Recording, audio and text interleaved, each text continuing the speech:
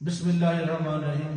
دوستو، آج آپ کو میں نماز کے بارے میں ایک حدیث پاک سنا کے اپنی بات مکمل کروں گا۔ حضور تاجدار کائنات صلی اللہ علیہ وسلم نے ارشاد فرمایا، من صلی صلاۃ ولم یصلی فیہا علی وعلی اہل بیتہ لم تقبل منہ۔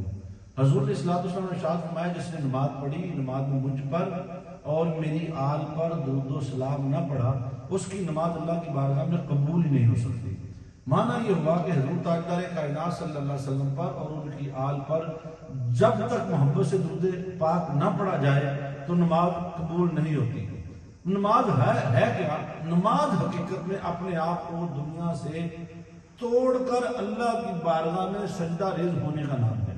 نماز کی جو پہلی کیفیت ہے، اللہ رب العزت نے انسان کو کہا کہ پہلے پاک ہو جاؤ، وضو سے اپنے آپ کو پاک کرو، جگہ پاک تلاش کرو، دل کو پاک کرو اور پھر میری بارگاہ میں آ جاؤ۔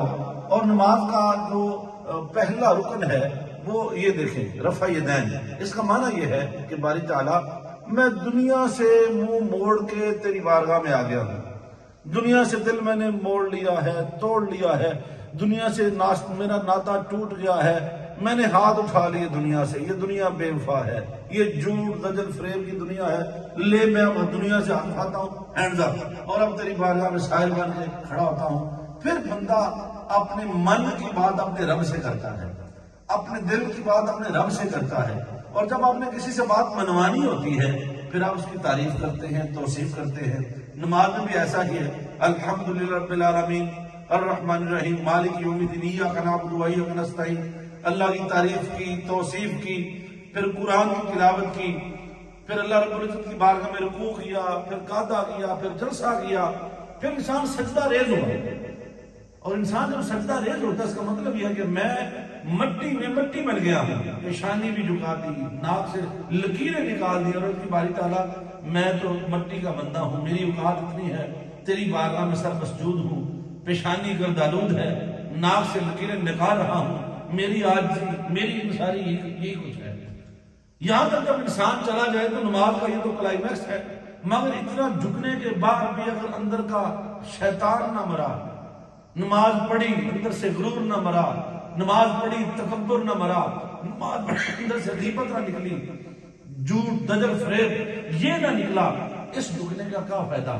نماز تو وہ ہے جو تجھے آپ نے پہلے اللہ سے کہا اللہ اکبر، اللہ دنیا سے منہ موڑ لیا تو دنیا سے منہ موڑ کے پھر دنیا دل میں بسائے بیٹھا ہے، نماز میں پڑھ رہا ہے اور تیرے دل میں دنیا کے خیال بھی ہے، نماز میں پڑھ رہا ہے اور ساتھ والے کی برا بھی سوچ رہا ہے، نماز میں پڑھ رہا ہے امام کے بارے برا سوچ رہا ہے، نماز پڑھ رہا ہے اور نماز کے بعد کیا کرنا ہے وہ تو سوچ رہا ہے۔ تو نماز تو یہ تھی کہ آپ اللہ کی بارگاہ میں آئے، ساری دنیا سے ناتا توڑا، اللہ سے جوڑا، بس ایک ایسے لمحے میں وہ ناتا جڑا اور بندہ اپنی معراج میں پا گیا۔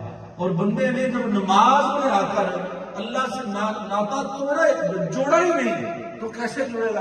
اب اللہ رب العزت نے طریقہ یہ بتا دیا کہ اے بندو، میرے ساتھ اگر تم نے رشتہ جوڑنا ہے، ناتا جوڑنا ہے تو طریقہ میں بتاتا ہوں۔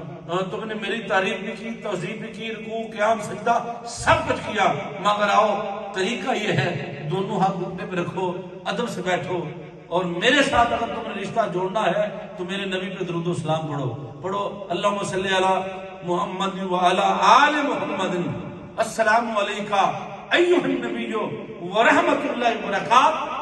میرے مصطفیٰ پر سلام تم پڑھ لو، رشتہ میرا تمہارے ساتھ جڑ جائے گا۔ جس کا بھی رشتہ اللہ سے جڑتا ہے وہ وسیلہ مصطفیٰ سے جڑتا ہے، اور جس نے نبی سے رشتہ جوڑنا ہو وہ نبی کی آل سے رشتہ جوڑے۔ تو یہ رشتے جب جڑ جائیں اور پھر بندہ نماز کا اینڈ کرتا ہے، کہتا السلام علیکم ورحمۃ اللہ، جو ادھر بیٹھے سب کی سلامتی ہو، السلام علیکم ورحمۃ اللہ، جو ادھر بیٹھے ان کی بھی سلامتی ہو۔ کیسا پیارا دین ہے جو ہر کسی کی سلامتی چاہتا ہے۔ تم نے سلامتی مانگی، اللہ نے سب کو سلامتی عطا فرمائی، اور دین اسلام ایسا دین ہے جو محبت، سلامتی، امن والا دین ہے، جس کی عبادت کی انتہا سلامتی پر ہے۔ ادھر بھی سلام، ادھر بھی سلام۔ دعا ہے اللہ تعالیٰ ہماری حاضری قبول فرمائے۔ وما علینا الا البلاغ المبین۔